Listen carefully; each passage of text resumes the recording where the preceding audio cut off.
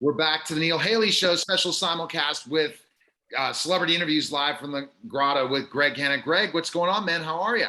Doing wonderful. Thanks, Neil. How about you, sir? I'm excited. My guest today, we're going to talk about Raymond Lewis, the LA Legend, which premieres theatrically on October 27th, the VOD. And Kamilah Rae Lewis is here to join us. Kamilah, thanks for stopping by. And I just love documentaries like this because the fact is you never know stories about basketball, especially people that were almost truly just blackballed that should have been in the NBA. It's terrible, isn't it? Absolutely. Yeah, absolutely. This is definitely an untold story. It's been a long time coming, and I'm glad it's coming to fruition now. More people should know about Raymond's story. Yeah. So what made the idea to do this documentary on Raymond? Well, initially it started as a website.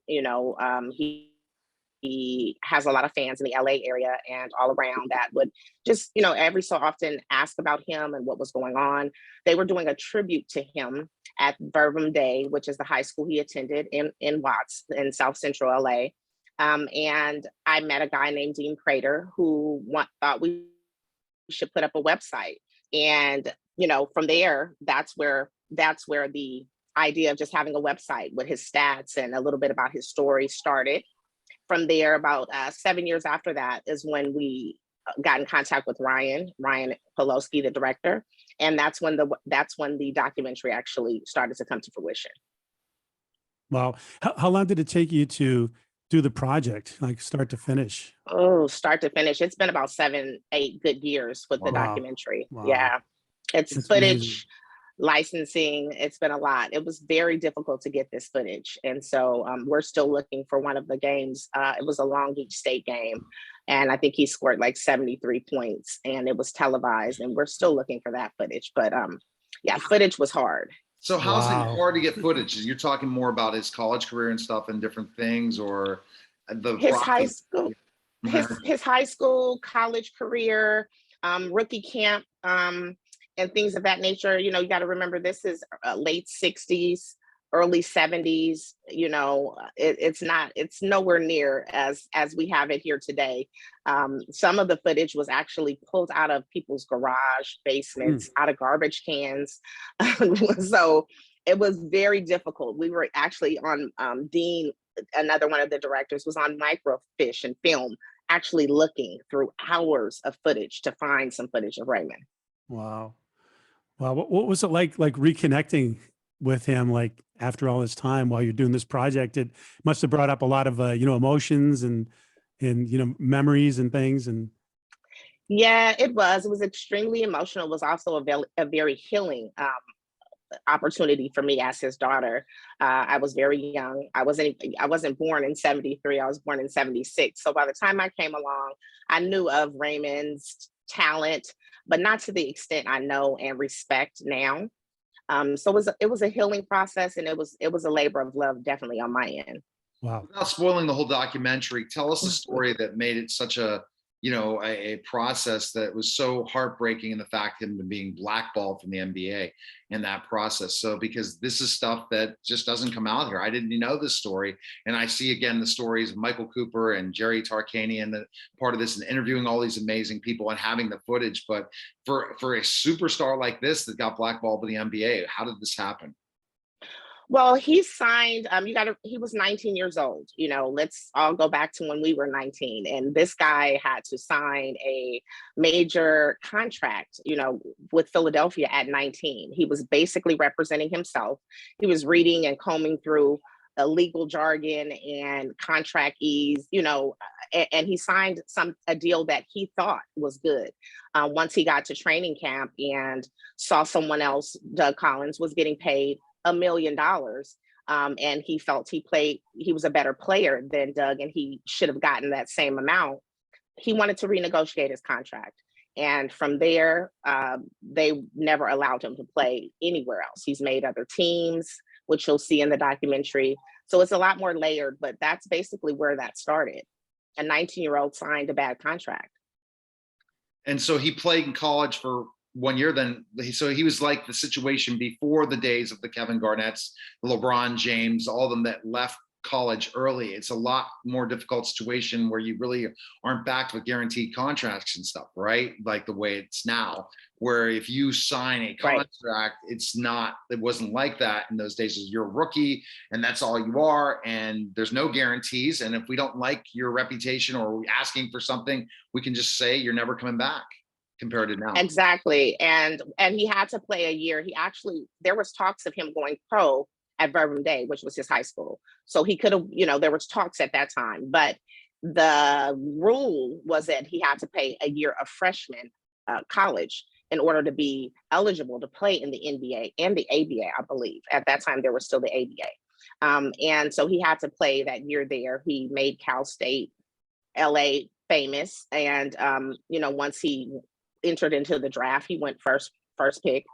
And he signed a contract that he thought was okay, and it ended up not being okay. And that's one of the documents that I'm still to this day trying to get my hands on. They basically owned him after that, and he was never able to play for another team, not overseas, not here, anywhere. Oh my God. Not even overseas. That's even terrible, because a lot of players you saw ones that got blackballed in the NBA later in the 80s and 90s. I've interviewed like that were really good players in college. Then they just didn't make it in the NBA, and they made a lot of money overseas and made a really good living for their family and everything. That's terrible.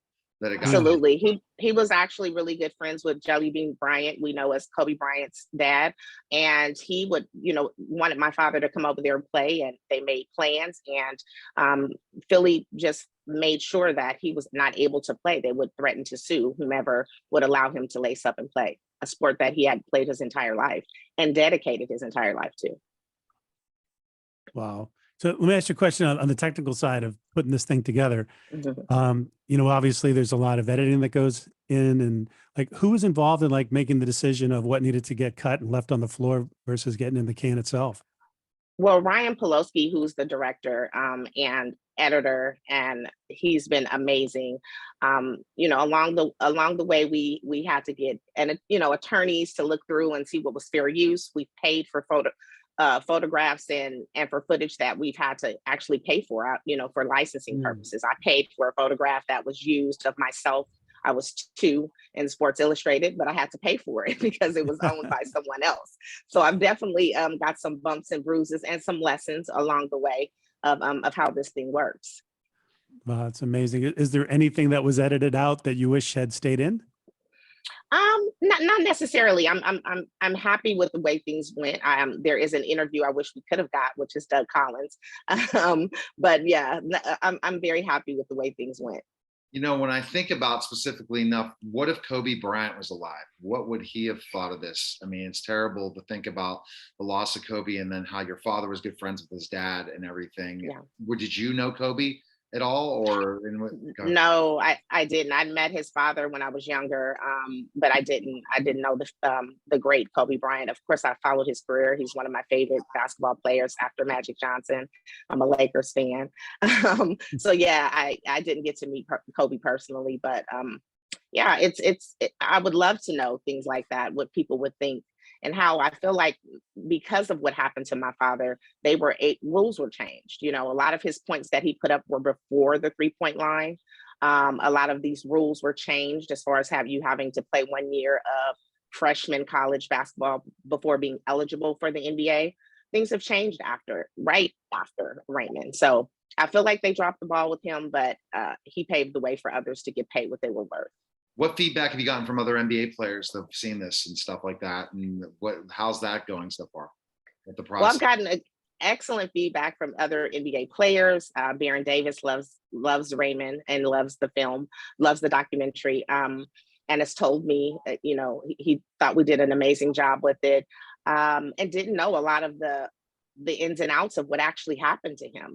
He kind of grew up he's from LA, so he grew up chasing this ghost of Raymond Lewis, but never really seeing and knowing what happened. So I got good feedback from him and other people that are just fans of the game that have reached out to me and told me what an excellent documentary it is, and what they learned and some lessons they learned in it. Fantastic. Last question for our guest. Yeah, documentaries are awesome and it's pretty cool, but I could see this would be an super exciting, like, big screen movie.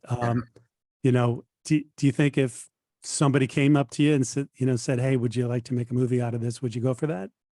Absolutely. I mean, I always knew my dad was a legend. So shortly, after he passed away, I trademarked and licensed his name and his likeness, because I knew that. I mean, his documentary, it's 80 minutes of what, some meat and potatoes of what happened, but his life story is amazing, and it has a lot of ups and a lot of downs, a lot of highs and a lot of lows, and I think a lot of lessons for people even in today's world, in today's NBA world and sports world in general.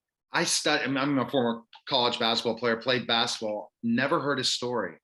So it's really, I'm blown away because I did not know his story, and I grew up in Pittsburgh. So Connie Hawkins, I played in the Connie Hawkins League. So I know you're familiar who Connie Hawkins is, and all these stories. You're like, I can't believe these things aren't out there. So hopefully it goes to the next level of that, but the documentary's a success. Where can people find info and watch the documentary? Where can they go? Well, right now it's available for pre-order on iTunes. It's going to be available everywhere, Prime Direct, Plex, Roku, Google Play, Xbox. That'll be available November 1st. Its theatrical release in Beverly Hills at the Lumiere Theater is this Thursday at 7 p.m. and it'll be running a week there. So after there, we're going to hopefully get it into some other theatrical releases in like Pittsburgh, up here in the Bay Area where I'm from and stationed at now. So we're definitely. I'm in Dallas now, by the way. I have a TV show in Pittsburgh, but I'm in Dallas. So we would love to come to Dallas. So then go hook up. Definitely reach out to me, Neil Haley at neilhaley.com, and we'll just email me, email me, Neil, and then we'll make a connection. This is what podcasting radio is about. The thing that it's all about networking. I'm already working with tons of people involving the NBA. I'm in a collaboration situation. I'm going to be at Radio Row. So I'm just trying different things. You never know these networking opportunities, but I want definitely your father's story to get out there more. Absolutely, Neil. We're definitely going to connect. I appreciate it. And I think it's a story that, you'll walk away with, and it's history that's lost, and we should always know our history. This is definitely a piece of history. I love documentaries. I'm watching all the pro wrestling documentaries. Oh, yes. Because I was into pro wrestling, and I'm like, I can't believe that hearing the backstory of things.